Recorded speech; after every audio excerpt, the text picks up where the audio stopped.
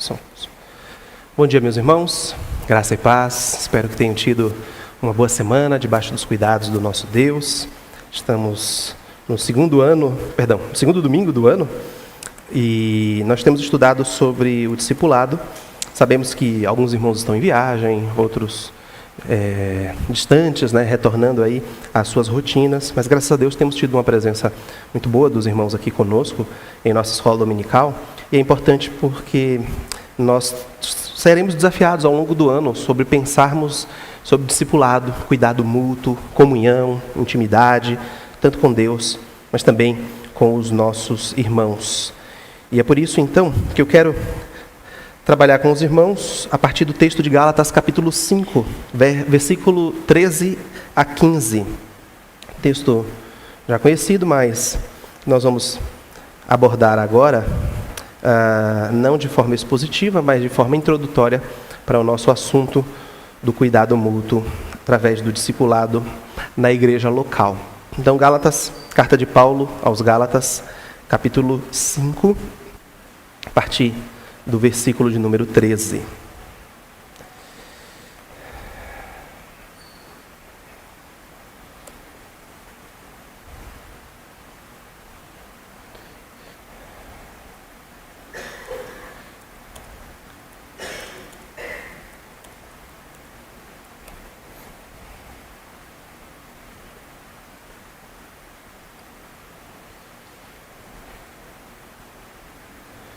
Vamos testar aqui para ver se já está funcionando. Vamos colocar aqui.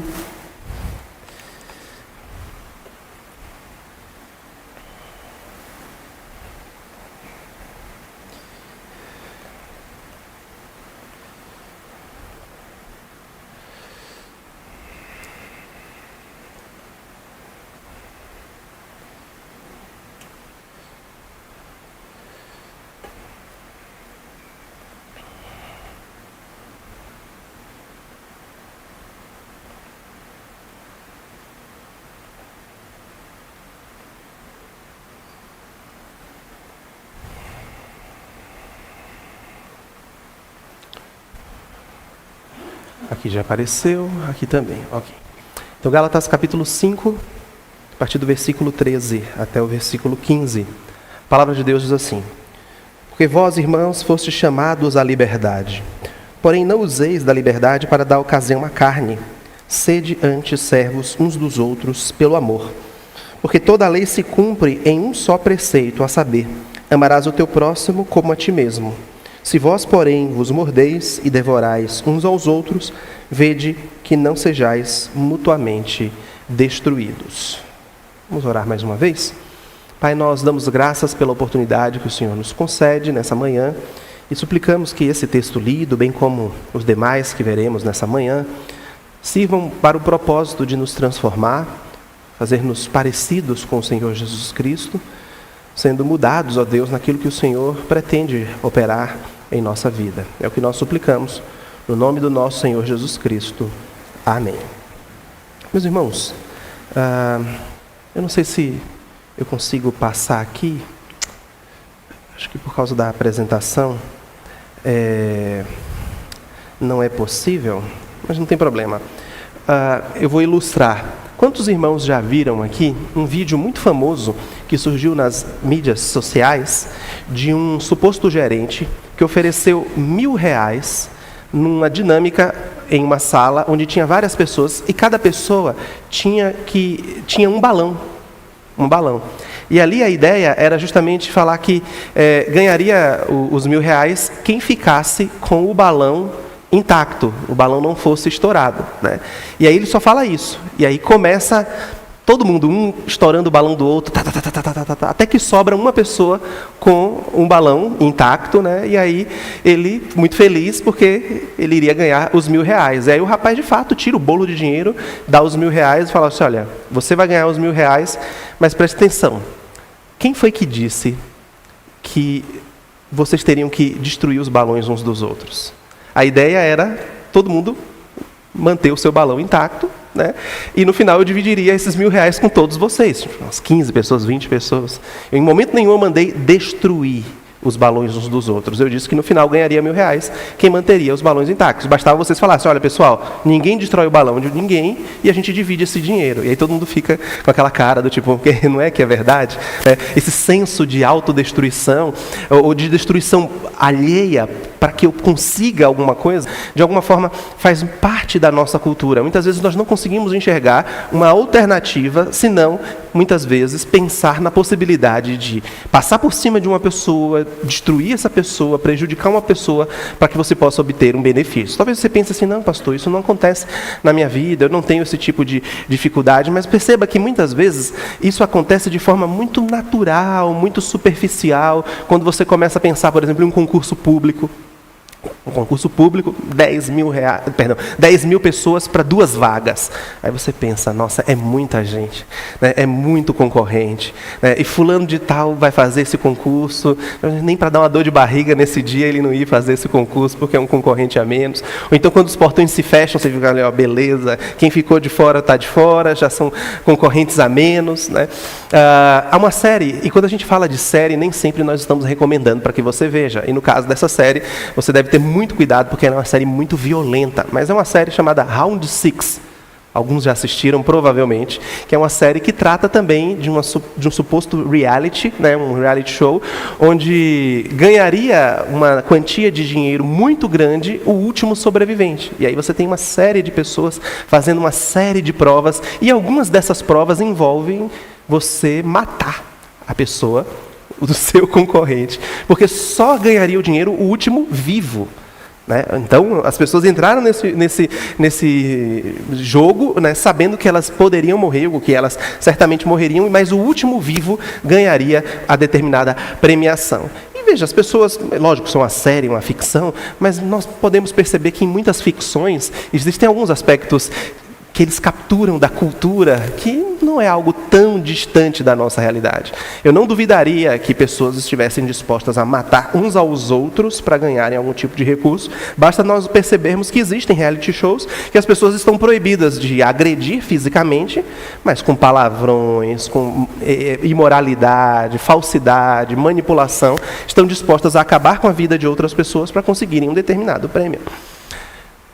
Quando nós olhamos para a igreja, é possível enxergarmos esse comportamento destrutivo, essa competição, e percebermos o quanto nós somos prejudicados quando essa cultura de falta de cuidado mútuo invade a igreja de Cristo?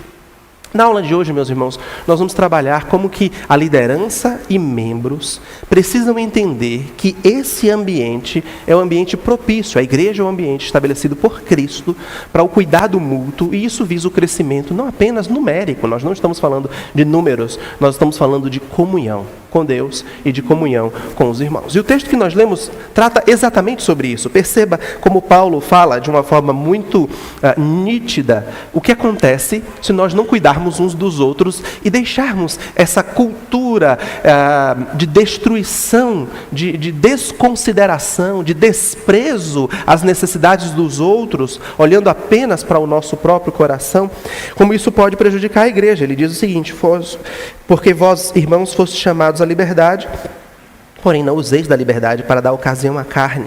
Sede antes servos uns dos outros, porque toda a lei se cumpre em um só preceito, a saber, amarás teu próximo como a ti mesmo. Se vós, porém, vos mordeis e devorai uns aos outros, vede que não sejais mutuamente destruídos. Então, se nós, Paulo está dizendo, nos mordermos e devorarmos, tivermos essa competitividade, né, essa falta de sensibilidade, de comunhão, e passarmos a viver um cristianismo de competição, um cristianismo de agressividade, de rivalidade uns com os outros, ele diz: vede, para que vocês não sejam mutuamente destruídos. Então nós queremos trabalhar, meus irmãos, o oposto daqui que o apóstolo Paulo está nos mostrando. Nós queremos trabalhar justamente a necessidade de cuidado, a necessidade de zelo uns para com os outros, e nós aprendemos isso na semana passada. A igreja é esse local natural para o relacionamento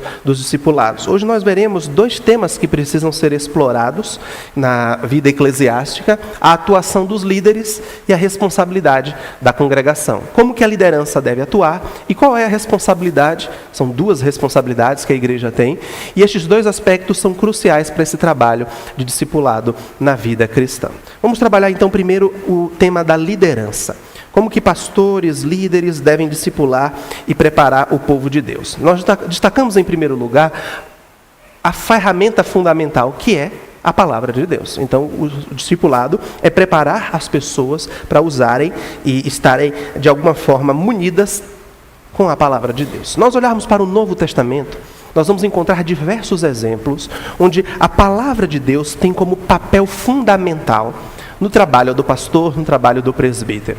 No texto de Atos, capítulo 6, por exemplo, nós temos a instituição ali do diaconato, porque o ministério da palavra estava sendo compartilhado com o ministério da assistência.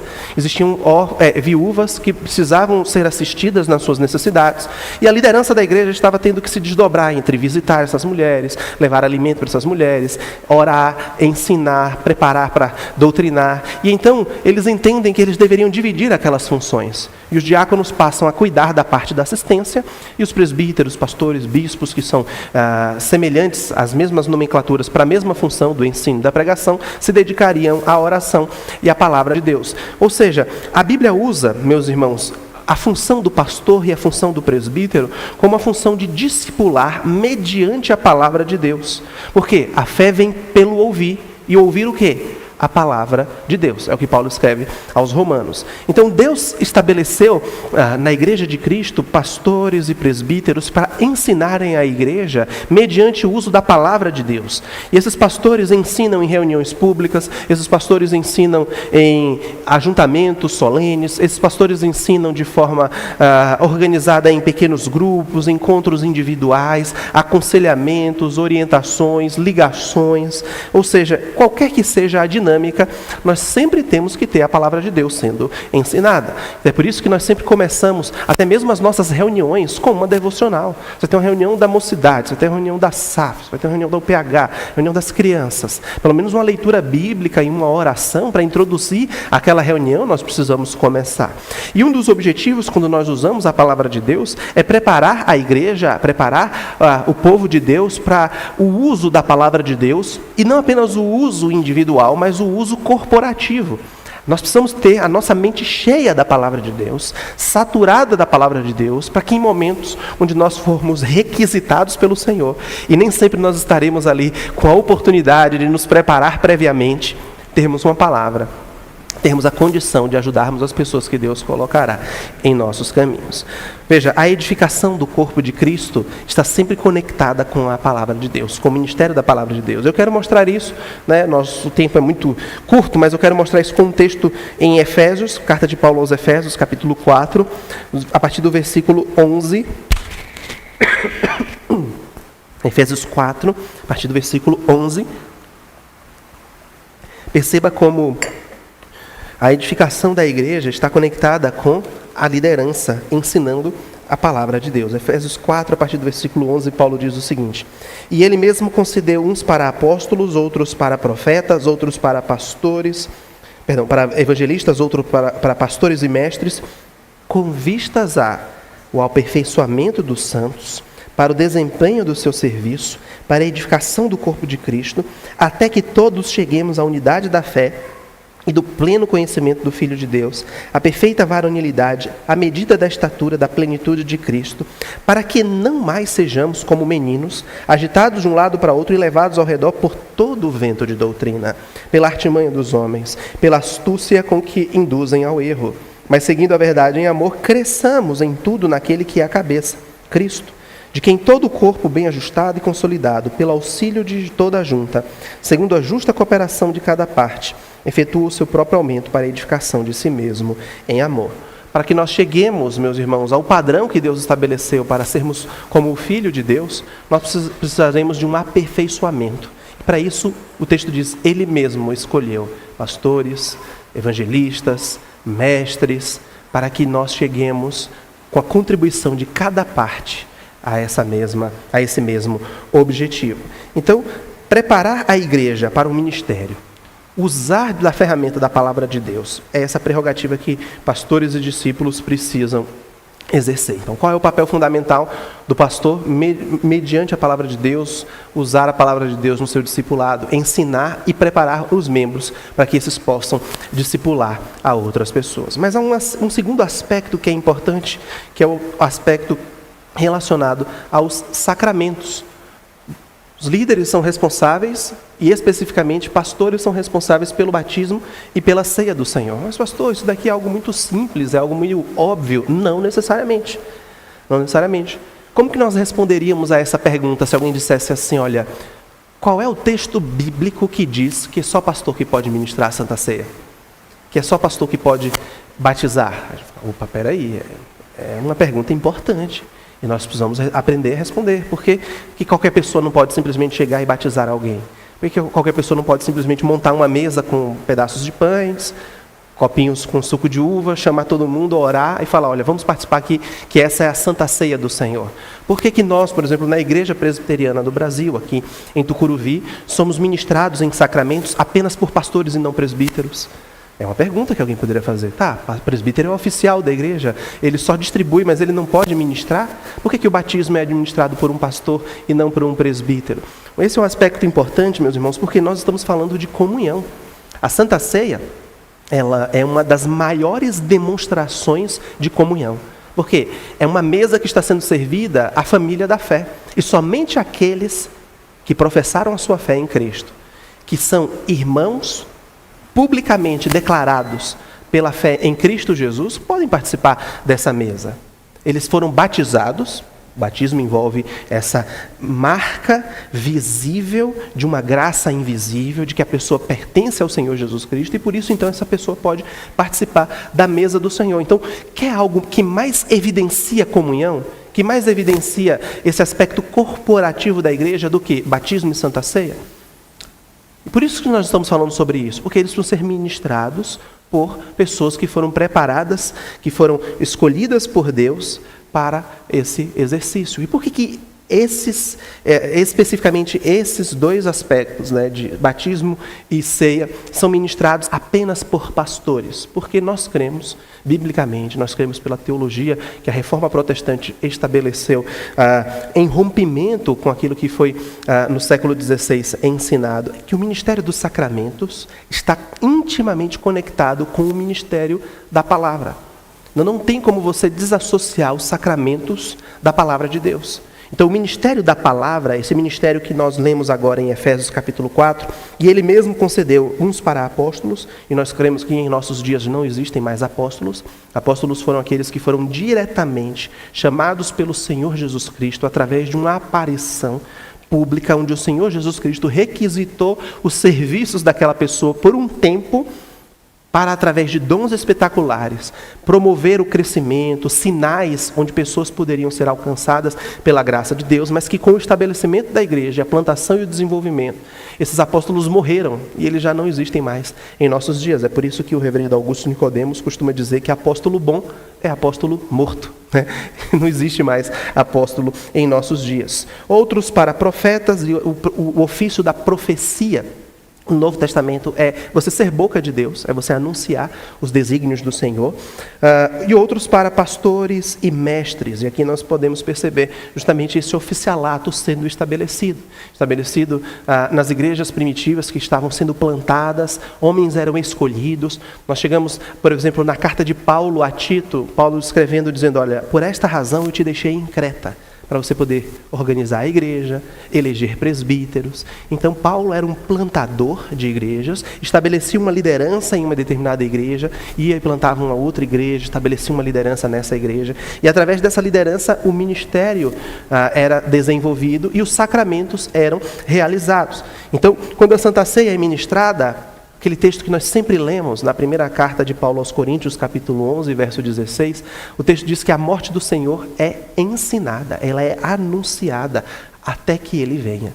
Então a Santa Ceia é uma forma visível que Deus nos concedeu para ensinar sobre a morte do Senhor, sobre a ressurreição, sobre o retorno iminente do Senhor, sobre o desejo que nós temos que Jesus Cristo volte, O batismo é um sinal visível de uma graça invisível que faz com que nós entendamos que aquela pessoa agora é uma nova convertida. O velho homem ou a velha mulher morreram e ficaram para trás. Seus pecados foram lavados não pela água, mas pelo sangue do Senhor Jesus Cristo.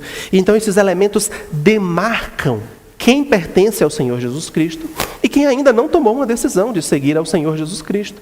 É por isso que, quando nós anunciamos a Santa Ceia aqui, nós não temos uma carteirinha, nós não temos um crachá, nós não verificamos o CPF de cada um. Me dá aqui o seu número para eu ver se você é crente ou não.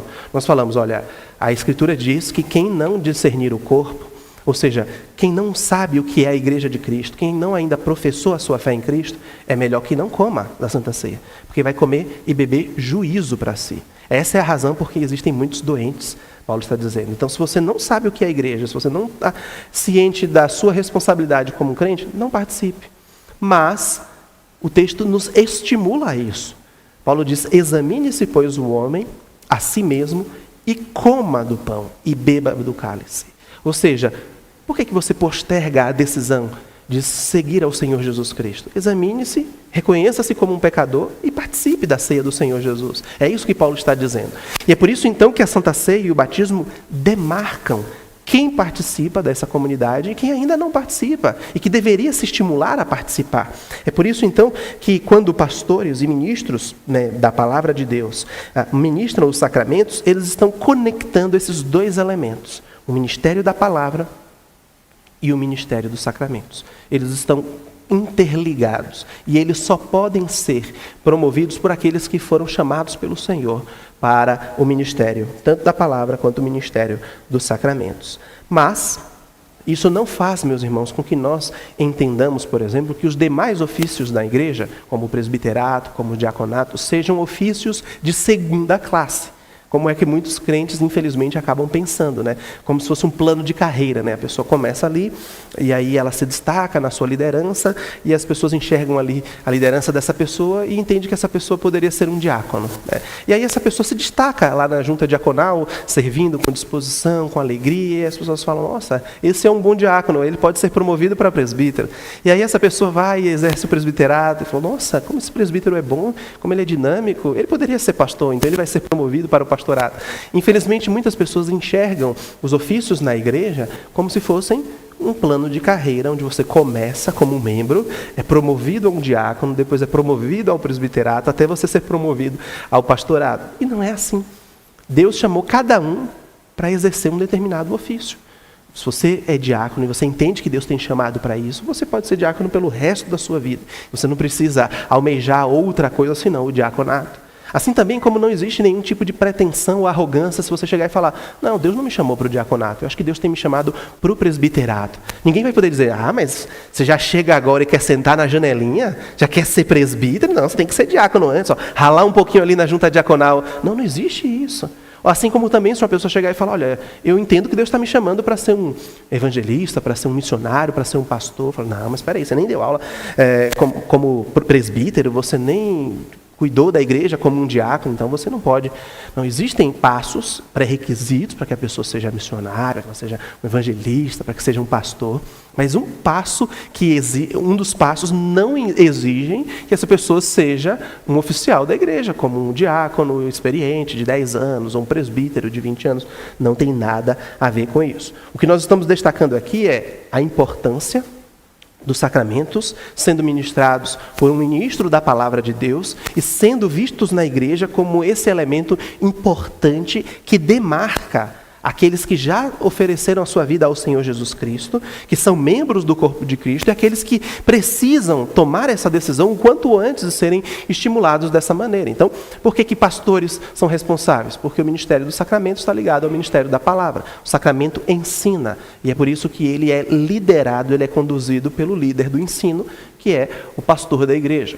As questões disciplinares, pastores e presbíteros tomam a frente quando uma questão disciplinar alcança toda a congregação. Então, quando o pecado ele não é tratado, de acordo com o texto de Mateus 18, ele não consegue ser tratado na esfera particular, não consegue ser tratado numa esfera ainda particular, onde uma outra pessoa ou duas testemunhas podem ajudar, então você vai para uma terceira esfera, que é a esfera eclesiástica, e então, em questões disciplinares, os líderes são responsáveis também.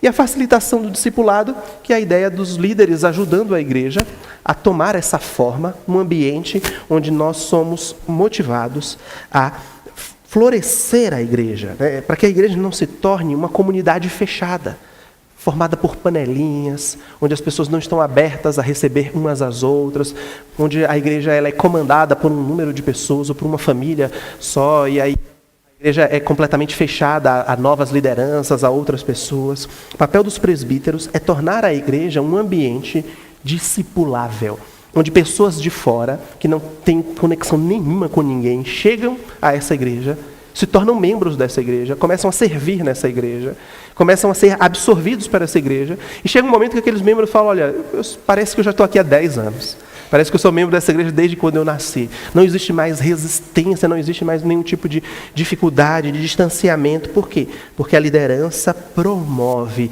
essa abertura da comunidade, e a igreja não é aquela igreja indisposta a receber outras pessoas, fechada para outras pessoas, mas uma igreja aberta, disponível para abrir o seu coração a outras pessoas.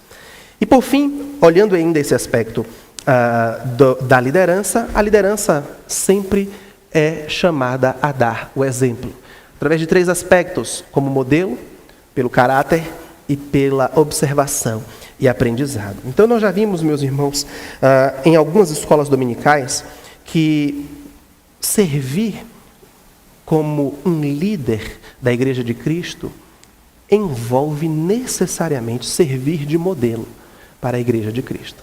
Não tem como você liderar sem dar o exemplo. Não existe na Igreja de Cristo o faça o que eu digo, mas não faça o que eu faço. O exemplo do nosso caráter, da maneira como nós nos portamos, como nós vivemos, é crucial para a Igreja de Cristo.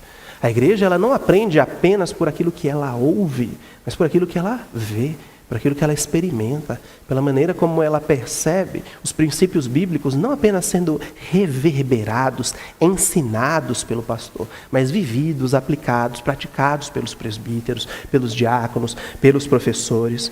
Então, é assim que a cruz nos modela. Paulo fala isso muito claramente, e às vezes nós pensamos que é uma pretensão, uma arrogância do apóstolo falar, olha, sede meus imitadores. A gente fala, nossa, que arrogância, como é que Paulo chega para a igreja e diz, olha, me imitem. Imagina, eu sou um pecador miserável, onde que eu falaria isso para uma pessoa? Olha, me imite. Me imite fulano, imite Beltrano. Então a gente acha que é uma pretensão, uma arrogância, querer que as pessoas nos imitem. Mas o versículo não termina por aí. Paulo diz, sede meus imitadores, como eu sou de Cristo. Em outras palavras, Paulo está dizendo, meu ministério é apontar para Cristo. E eu busco imitar ao Senhor Jesus Cristo. Então, sede meus imitadores, como eu imito ao Senhor Jesus Cristo. Esse é um aspecto, meus irmãos, que nós sempre batemos na tecla. Nós falamos muito isso para aqueles novos convertidos, as pessoas que estão chegando à igreja, mas é bom relembrar os demais irmãos também que já estão aqui há muito tempo. A liderança da igreja só presta se ela apontar para Cristo. Se a liderança quiser a glória para si, o reconhecimento para si, que as pessoas sejam pastoreadas por ela, né? Como se ela fosse a pessoa mais importante da vida espiritual, como se ela pudesse mandar e desmandar na vida da pessoa. Essa liderança, ela não presta, ela não serve para liderar o corpo de Cristo. Pastores, presbíteros e diáconos, eles lideram sob um jugo, sob uma responsabilidade que é apontar para o Senhor Jesus Cristo. Olha, é Ele, não é a Ele que vocês devem servir, é a Ele que vocês devem obedecer, é a Ele que vocês devem amar, é a Ele que vocês devem esperar a perfeição. Não é para mim não, olha, é para o Senhor Jesus Cristo. É com Ele que nós seguimos. Ele é o supremo pastor. É por isso que não cabe, meus irmãos, pastores serem estrelinhas, presbíteros, diáconos, serem arrogantes, líderes serem pessoas soberbas, que se acham porque preenchem determinado cargo, determinada função, porque tem determinado número de pessoas nas suas igrejas. Isso é incompatível com o cristianismo. Esse tipo de pastores celebridades que não cumprimentam as pessoas, que não amam as pessoas, que não abraçam as pessoas, que não se relacionam com as pessoas. porque acham que já estão assim num nível, num patamar elevado demais para se relacionar com as pessoas, pobres mortais. Isso é completamente incompatível com a palavra de Deus. Os pastores, eles dão exemplo através do exemplo do Senhor Jesus Cristo. Qual foi o texto que nós lemos no domingo passado, nos preparando para a confissão de pecados? Quando os fariseus acusaram o Senhor Jesus Cristo de comer com pecadores. E como que Jesus respondeu aos fariseus? Ele disse: eu não vim para os sãos, eu vim para os doentes. Eu vim chamar pecadores ao arrependimento. Então esse é o tipo de liderança que nós precisamos promover nessa igreja, que nós precisamos explorar, que nós precisamos mostrar, evidenciar às pessoas. Essa liderança que, pelo exemplo de Cristo, cujas virtudes de Cristo são enxergadas, são vistas, e cujos pecados e falhas do pastor, do presbítero, são cobertos com a misericórdia do Senhor Jesus Cristo, é que vai promover o ambiente de discipulado. Por isso que o modelo é crucial. Ele precisa buscar espelhar o Senhor Jesus Cristo. O seu caráter deve ser um caráter aprovado pela palavra de Deus. As pessoas devem observar a vida dos seus líderes e aprender como que eles discipulam as pessoas e serem conduzidos por essas pessoas. E é por isso que nós, então, devemos responder essa pergunta: como que a igreja, como que a congregação reage à liderança? E só existem, meus irmãos, duas formas de reagir à liderança de Cristo Jesus. Ou você recebe e apoia, ou você rejeita. E nós chamamos aqui de uma rejeição responsável, tá? Porque às vezes a pessoa pode falar assim: rejeição é uma palavra muito forte. Como que eu vou rejeitar um pastor? Como que eu vou rejeitar um presbítero? Como que eu vou rejeitar um diácono? Como que eu vou rejeitar um professor, uma professora? Nós chamamos isso de uma rejeição responsável. Mas vamos falar primeiro da parte positiva, que é a parte de recepção e apoio. Então, uma vez que a congregação, a igreja local, é o local apropriado para o discipulado, começando pela recepção e apoio que nós damos à liderança, a igreja precisa entender a importância do papel dessa liderança. A igreja precisa orar por essa liderança, a igreja precisa honrar essa liderança. Agora perceba que essa honra e esse respeito nunca é irrestrito. Os irmãos devem se lembrar, há 3 domingos atrás, quando nós recebemos membros aqui na nossa igreja, nós perguntamos se eles estavam dispostos a obedecer à igreja, à liderança da igreja, mas há uma condição. Qual é a condição? Os irmãos se lembram? Enquanto eles forem fiéis à palavra de Deus. Então ninguém entra na igreja, pelo menos não deveria entrar na igreja, ou na igreja presbiteriana, ou qualquer igreja que seja fiel à palavra de Deus, assinando um cheque em branco. Né? Eu prometo ser obediente, submisso à liderança dessa igreja incondicionalmente. Aconteça o que acontecer. Não. Existe uma condição. E essa condição não está naquelas letrinhas pequenas, sabe aquelas letrinhas pequenas dos comerciais? Quando você não consegue nem enxergar, né? Mas quando você vai ver, você desiste do produto. Né? Não está em letras pequenas, está em letras garrafais. Enquanto for fiel à palavra de Deus. Então, enquanto é fiel, meus irmãos, o que a igreja faz? A igreja recebe, a igreja apoia. Então, a igreja precisa perceber que o apoio da congregação aos presbíteros, aos diáconos, aos pastores, são dádivas que possibilitam o ministério deles. Um texto crucial para isso, meus irmãos, encontra-se em Hebreus. Se a igreja entender, vamos abrir, por gentileza, na carta aos Hebreus, capítulo de número 13, a partir do versículo de número 7. Se a igreja entender que o apoio que ela fornece à liderança bíblica, à liderança fiel, é uma dádiva, a igreja é quem vai ser beneficiada por essa recepção, por esse apoio, engajamento, por esse envolvimento, por esse suporte. Perceba como o autor diz aqui a partir do verso de número 7.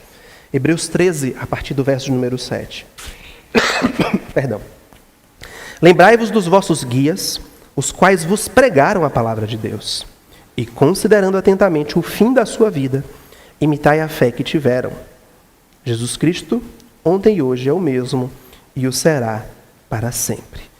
Perceba como o texto diz aqui, lembrai-vos dos vossos guias, os quais vos pregaram a palavra de Deus, e considerai atentamente o fim da sua vida, como é que eles viveram, a fé que eles tiveram. Agora vá para o verso 17. Obedecei aos vossos guias, e sede submissos para com eles, pois velam por vossa alma, como quem deve prestar contas, para que façam isso com alegria e não gemendo, porque isto não aproveita a vós outros. Ou seja, quando uma igreja não obedece aos seus guias, não são submissos para com eles, o texto diz que os seus trabalhos são dificultados. E a igreja não aproveita. A igreja acaba não sendo abençoada pelo serviço dos seus líderes. Por quê? Por causa de oposição, por causa de problemas relacionais, por causa de problemas que não têm a ver com a fidelidade. É a palavra de Deus. Então, onde há insubmissão, onde há desordem, não há proveito, não há edificação para com a relação da igreja e os seus líderes. Mas do contrário, meus irmãos, a informação aqui é positiva. Se há submissão, se há obediência para com aqueles que zelam por vocês, que cuidam da alma de vocês, porque prestarão contas da alma de vocês. É importante a maneira como o autor aqui escreve, porque muitas vezes a liderança vai ter que buscar ajudar as pessoas, e as pessoas não vão poder responder: o que você tem a ver com a minha vida? Por que isso é um problema seu? Você não tem nada a ver com isso. Aí o autor dos Hebreus já dá aqui uma garantia: olha, eles precisam prestar contas de vocês. Então, se pastores e líderes não cumprirem com essas funções, prevaricarem, Deus cobrará deles. Agora, se eles fizerem as funções deles, ou tentarem fazer as funções, e a pessoa reagir dizendo: não, você não tem nada a ver com isso, isso aí não é um problema seu, eu não preciso da sua ajuda, que proveito há para a igreja do Senhor? Não aproveita. É por isso, então, que o texto estimula justamente esse apoio, essa recepção. Então, quando a igreja entende que uma liderança fiel precisa ser apoiada, precisa ser incentivada, através de oração, através de submissão, através de obediência, através de amor, nós estamos incentivando, nós estamos dando entusiasmo, combustível para que o trabalho seja feito. Isso é uma dádiva para a igreja de Cristo, meus irmãos. Então, sim, os pastores, presbíteros, diáconos, professores, as pessoas que lideram precisam do apoio, do amor, do incentivo, das orações.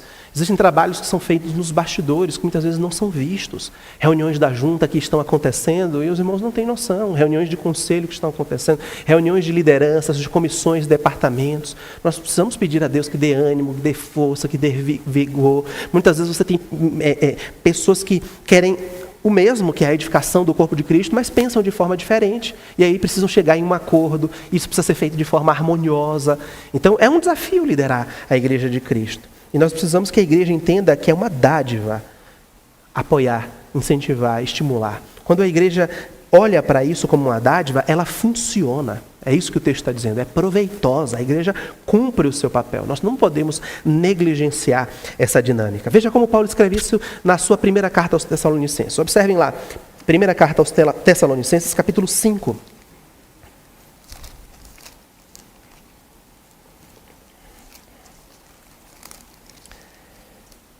A partir do versículo 12, primeira carta aos Tessalonicenses, capítulo 5, a partir do versículo 12,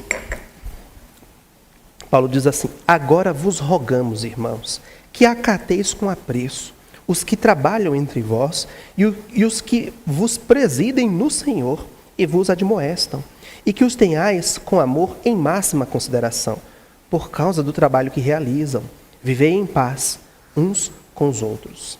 Então, tenha um amor em máxima consideração por causa do trabalho que eles realizam. Mas é qualquer líder? Não, o texto qualifica aqui. Aqueles que vos presidem no Senhor. O que é presidir no Senhor? O que é liderar no Senhor, meus irmãos? Já pararam para pensar nisso? O que é um pastor que pastoreia no Senhor? O que é um presbítero que cumpre com o seu papel no Senhor? O que é um diácono que exerce o seu oficialato no Senhor? O que é um professor ou uma professora que ensinam no Senhor? O que é que vocês acham?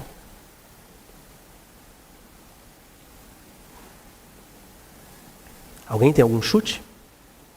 Algum palpite?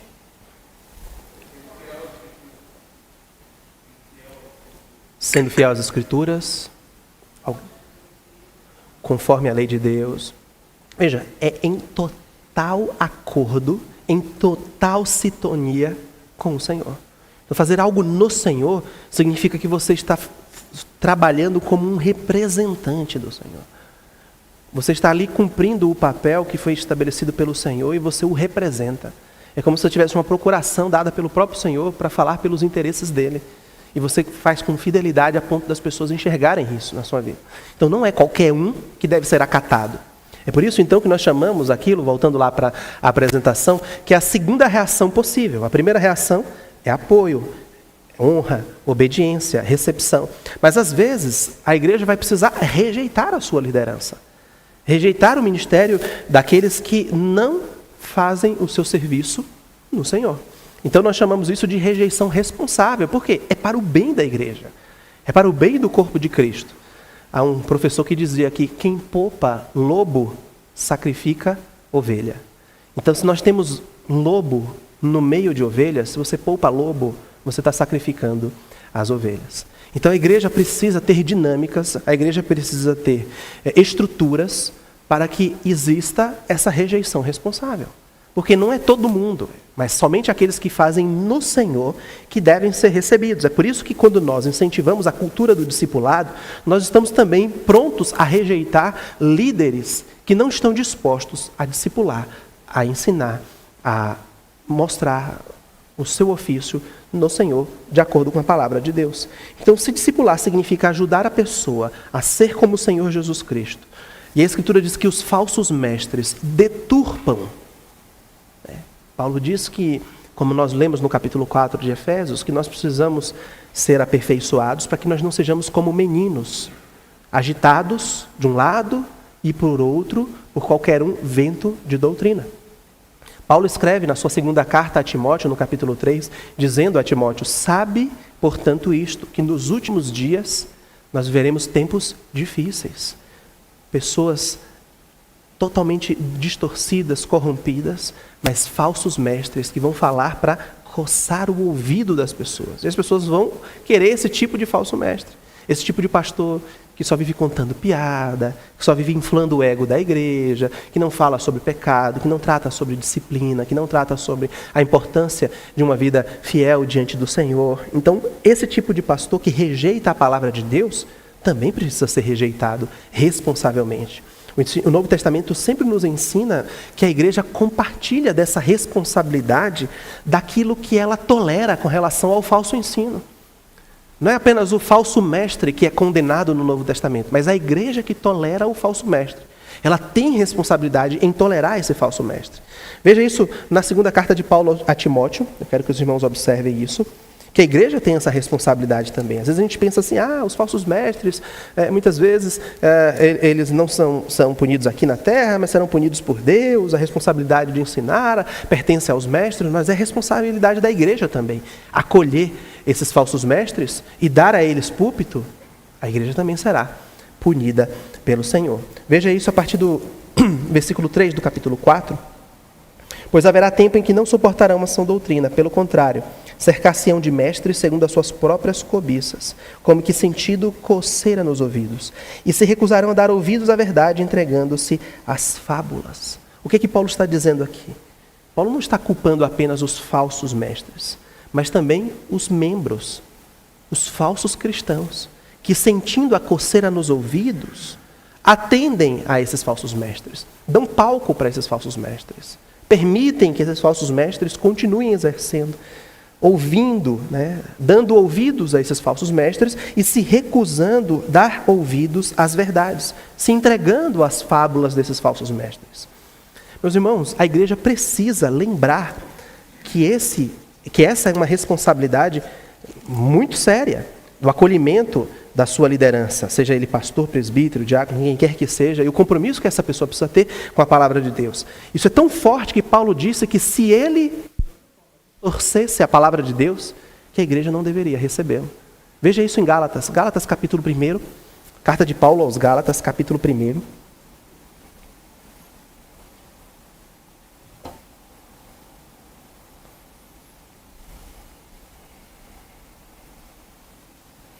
Verso de número 8. Gálatas capítulo 1, verso de número 8. Veja como esse texto é forte. Mas ainda que nós, ou mesmo um anjo vindo do céu, vos pregue evangelho que vá além do que vos temos pregado, seja anátema. seja maldição, seja condenação, seja rejeitado. É interessante que Paulo não diz apenas com relação a terceiros, né? Se vier um falso mestre aqui, se vier um anjo do céu, mas ele fala nós, ou até mesmo um anjo do céu. Veja, Paulo está usando o exemplo mais superlativo, o mais alto possível, que é para encampar todos os demais. Se aparecer um professor aqui, se aparecer um membro aqui, se aparecer um presbítero aqui, Paulo está dizendo, olha, se eu, que tenho uma responsabilidade pastoral, ou um anjo descer do céu e vos pregar um evangelho diferente daquele que está sendo apresentado, vocês rejeitem. Ou seja, daqui para baixo também está tudo englobado. Anjo, eu, ou quem quer que seja, que pregue um evangelho diferente daquele evangelho que vocês foram instruídos, seja anátema, seja rejeitado, seja condenado. Então a responsabilidade, meus irmãos, é muito grande. A igreja não pode dar palco, a igreja não pode dar púlpito, a igreja não pode apoiar, não pode receber, não pode endossar líderes que não estão compatíveis ensinando no Senhor ou a palavra do Senhor. Por isso que nós chamamos isso de rejeição responsável. Por quê? Porque é responsabilidade da igreja rejeitar. É responsabilidade da igreja não acolher. É responsabilidade da igreja saber rechaçar esse tipo de situação. E aqui eu faço uma aplicação muito particular, meus irmãos, muito particular mesmo aos membros da nossa igreja, às sociedades, de algo que é muito importante nós relembrarmos.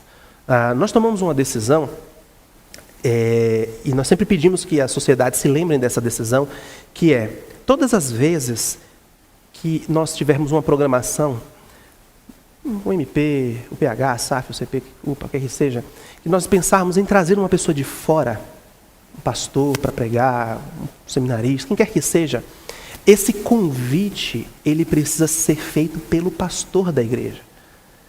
Veja, nós podemos trazer pessoas de fora, nós trazemos pessoas de fora sempre aqui. Mas quem é que faz esse convite? Quem é que é responsável por isso? É o pastor, ou o conselho. Por quê? Porque às vezes nós temos uma pessoa, ouvimos falar de uma pessoa, tem um pregador que eu vi na internet que eu gostaria de trazer aqui para a igreja. Mas nem sempre vocês conhecem, as pessoas conhecem o caráter dessa pessoa, a vida dessa pessoa, o ministério dessa pessoa. Não sabe como é essa pessoa nos bastidores. E muitas vezes nós teremos que rejeitar essas pessoas. Não porque nós somos perfeitos, não porque nós somos melhores, é porque aquilo de fato é incompatível com a palavra de Deus e que nós não queremos trazer isso para a igreja. Essa semana eu estava conversando com um presbítero muito experiente e ele falava de algo que eu ouvi do reverendo Onésio. O reverendo Onésio foi pastor dessa igreja aqui. Os irmãos mais antigos vão se lembrar do reverendo Onésio. O reverendo Onésio conta que uma vez ele trouxe um pastor, não para a igreja do Tucuruvi, mas lá em Minas Gerais, quando ele pastoreava em Minas Gerais. E esse pastor começou a falar um monte de heresia no púlpito. E os irmãos mais antigos vão se lembrar o que ele fez. Ele tirou essa pessoa do púlpito. Ele arrancou essa pessoa do púlpito. Os irmãos vão se lembrar que o reverendo Onésio era enérgico, né? Era aquele homem firme, forte. Não, você não vai ficar aqui corrompendo os ouvidos da minha igreja. E tocou aquele homem do púlpito. Né? E aí, o presbítero estava contando de um pastor, também no mesmo estilo do reverendo Onésio. Uma bênção para a igreja presbiteriana. Foi pastor do nosso irmão Daniel, da Malu, o reverendo Alceu. Em situações em que uma pessoa foi pregar na igreja dele e começou a falar um monte de abobrinha. E aí ele esperou essa pessoa terminar e com toda a polidez e todo o cuidado, falou, olha, meus irmãos, a palavra de Deus foi lida, né, mas existem alguns aspectos que nós precisamos corrigir aqui, com todo respeito. A pessoa que acabou de falar, mas olha, não é bem assim que a palavra de Deus nos ensina. E aí foi corrigindo. Precisa de reparos, era assim que ele falava, né? E aí foi lá. Agora imagina o constrangimento daquela pessoa, né, que está ali sendo corrigida publicamente. Mas por quê? Porque falar é uma responsabilidade muito grande. Mas perceba, você vai deixar aquela oportunidade de corrigir a igreja por causa da pessoa que está ali? Você não vai. Até porque se você deixa para fazer no domingo que vem, não são as mesmas pessoas que vão estar no próximo domingo. Então é uma situação extremamente constrangedora você ter que corrigir, reparar uma pessoa que está falando alguma coisa, ou até mesmo ter que interromper. Desliga o microfone dessa pessoa, porque... Então por isso que nós tentamos fazer isso previamente, e ainda assim nós não temos nenhuma garantia. Tem um amigo, uma pessoa que estudou comigo, que eu conheço, que é do presbitério, a gente dá aqui o púlpito, mas ainda assim a gente não tem uma garantia, nem nós mesmos. João Calvino disse, no final da sua vida, eu nunca corrompi conscientemente a palavra de Deus.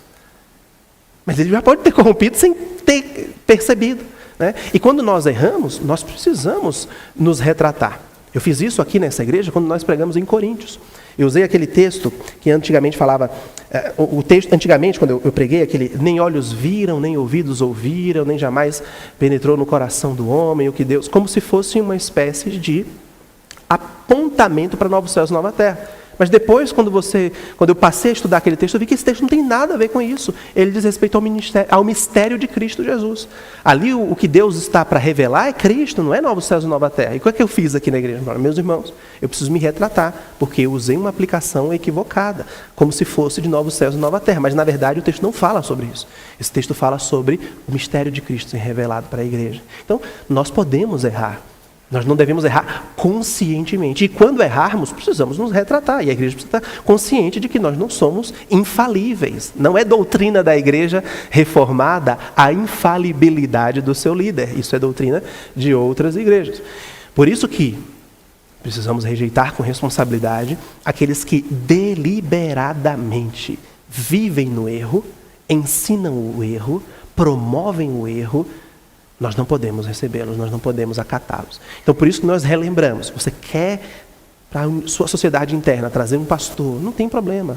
Fale conosco, nós vamos conversar contigo. Se essa pessoa não for uma pessoa adequada, por algum motivo, por questões éticas, nós teremos todo o cuidado para preservar essa pessoa, mas esse convite ele precisa partir do conselho, do pastor da igreja, para a gente evitar esse tipo de dificuldade, esse tipo de problema, para justamente não haver constrangimento, para a palavra de Deus não ser distorcida conscientemente. Por quê? Porque a igreja não pode dar suporte, a igreja não pode promover o falso ensino. Então nós temos essa cultura, meus irmãos, de rejeitar aqueles que rejeitam a palavra do nosso Deus.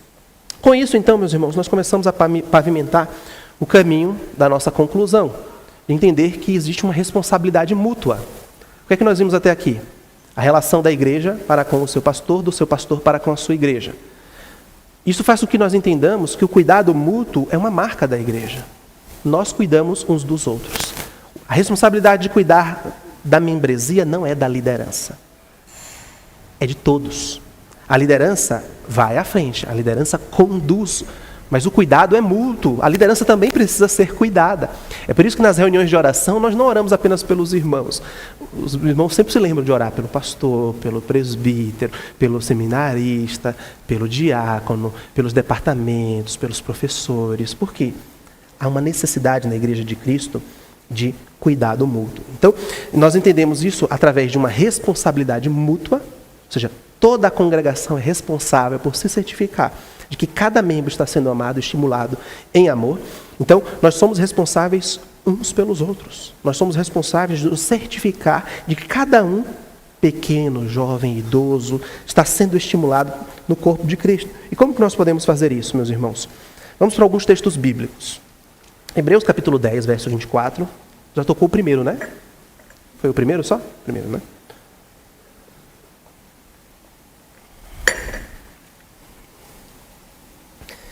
Alguém pode ler? Hebreus 10, 24.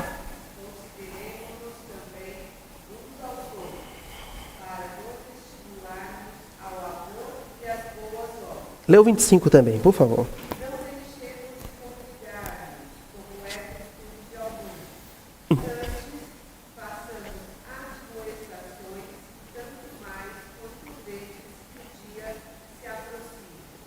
Então veja, como que nós podemos considerar uns aos outros e nos estimular uns aos outros e às boas obras? Não tem como você desconectar o versículo 24 do 25, por isso que eu pedi para a Alessandra ler o 25, porque o 25 diz, congregando, não deixemos de congregar-nos como é costume de alguns. Como que você vai saber a necessidade do irmão? Como que você vai estimular o irmão? Como que você vai considerar esse irmão? Congregando, participando, se envolvendo com as programações, com as atividades da igreja. Então, isso é costume de alguns, Por isso que o texto diz, façamos admoestações e tanto mais quanto vedes que o dia se aproxima. Há um outro aspecto, meus irmãos, que se encontra lá na primeira carta de Paulo aos Coríntios, no capítulo de número 12, que é justamente aquela ideia de que na igreja de Cristo não existe aquela famosa expressão, isso aí é um problema seu. Né? Ou então, ema, cada um com seus problemas. Não existe isso na igreja de Cristo. Um problema seu é um problema meu. Um problema seu é um problema nosso. Veja isso como Paulo escreve de uma forma mais bonita, né, do que o ema, na primeira carta, capítulo 12, versículos 14 e 15. Porque também o corpo não é um só membro, mas muitos. Se disser o pé, porque não sou mão, não sou do corpo, nem por isso deixa de ser do corpo. Se o ouvido disser, porque não sou olho, não sou do corpo, nem por isso deixa de o ser. Se todo o corpo fosse olho, onde estaria o ouvido? Se todo fosse ouvido, onde o olfato? Mas Deus dispôs os membros, colocando cada um deles no corpo como lhe aprouve. Se todos porém fossem um só membro, onde estaria o corpo? O certo é que há muitos membros, mas um só corpo. Não podem os olhos dizer à mão, não precisamos de ti, nem ainda a cabeça aos pés, não preciso de vós. Pelo contrário, os membros do corpo que parecem ser mais fracos são necessários. E os que nos parecem menos dignos no corpo, a estes damos muito maior honra. Também os que em nós não são decorosos, revestimos de especial honra. Mas os nossos membros nobres não têm necessidade disso. Contudo, Deus coordenou o corpo, concedendo muito mais honra àquilo que menos tinha, para que não haja divisão no corpo, pelo contrário, cooperem os membros com igual cuidado em favor uns dos outros, de maneira que, se um membro sofre, todos sofrem com ele. E se um deles é honrado, com ele todos se regozijam. Ora, vós sois corpo de Cristo, individualmente membros desse corpo. Se um sofre, todos sofrem. Se um se alegra, todos se alegram. Nós somos todos membros do corpo de Cristo. Então, essa responsabilidade é vista, meus irmãos, em termos aqui de uns aos outros. Há uma outra passagem, Romanos 12, eu quero que você perceba como que essa expressão guia o cuidado, o amor, o zelo entre os crentes. Romanos 12, a partir do verso 10 até o verso 16. Diz assim: amai-vos cordialmente uns aos outros com amor fraternal, preferindo-vos em honra uns aos outros. No zelo não sejais remissos, sede fervorosos de espírito, servindo ao Senhor. Regozijai-vos na esperança, sede pacientes na tribulação, na oração perseverantes. Compartilhai as necessidades dos santos, praticai a hospitalidade, abençoai os que vos perseguem, abençoai e não amaldiçoeis. Alegrai-vos com os que se choram e chorai com os que... alegrai-vos com os que se alegram e chorai com os que choram. E tende o mesmo sentimento uns para com os outros, em lugar de ser desorgulhosos, condescendei com o que é humilde. Não sejais sábios aos vossos próprios olhos. Então, quantas vezes Paulo diz aqui uns aos outros, uns para com os outros? Essa ideia de mutualidade, né? Contribuir, preferir em honra, alegrar, chorar, viver em harmonia. Essa é a tônica da igreja de Cristo Jesus. O envolvimento direto de uns para com os outros e como nós somos afetados pela maneira como os nossos irmãos estão. Se alegrando ou chorando, nós também somos afetados. Contudo, o que nós desejamos aqui, meus irmãos, é que nós percebamos essa responsabilidade apenas. Você não precisa reconhecer que isso existe apenas. Você precisa reconhecer a sua parte nisso que existe, nessa dinâmica que Deus estabeleceu para a vida da igreja. De que nós temos na igreja de Cristo a responsabilidade, essa responsabilidade que nós chamamos aqui nesse primeiro aspecto de responsabilidade mútua. E é por isso que a igreja, pode voltar por gentileza ao slide, além da responsabilidade mútua, deve ser conhecida por essa comunidade de apoio. Essa responsabilidade assume várias formas e ocorre no contexto dessa responsabilidade conjunta. Então, parte dessa responsabilidade congregacional que nós temos, meus irmãos, é esse entendimento de que nós somos responsáveis uns pelos outros. É muitas vezes difícil nós pensarmos isso na prática. Como que eu sou responsável pela vida do meu irmão? Mas nós precisamos ter relacionamentos a ponto disso ser algo perceptível, de você saber sentir, de você saber, de forma sensível, perceber quando uma pessoa está precisando. Você sentir na pele a necessidade daquela pessoa, como se aquilo fosse de fato um problema seu. E você vestir aquela camisa, você de alguma forma abraçar aquela causa. E com isso nós começamos a perceber o quanto isso vai nos ajudar na tarefa de discipular. Nós olhamos muitas vezes o discipulado do ponto de vista da formalidade como algo difícil. Pastor, mas como que eu devo discipular? Né? E nós vamos falar sobre isso na próxima semana, né? Aspectos práticos do como discipular. Mas nós estamos dando aqui elementos que podem parecer teóricos, mas não são. Se você entende a sua responsabilidade no cuidado mútuo, você já está discipulando. Se você na prática já se sensibiliza com o irmão, você já está discipulando. Então, talvez você não esteja fazendo formalmente, intencionalmente, falando com essa pessoa, olha, nós estamos em um relacionamento de discipulado. Mas a partir do momento que você entende essa responsabilidade mútua e a igreja funciona como uma comunidade de apoio mútuo, já está tendo discipulado na igreja. Pois não, Lu?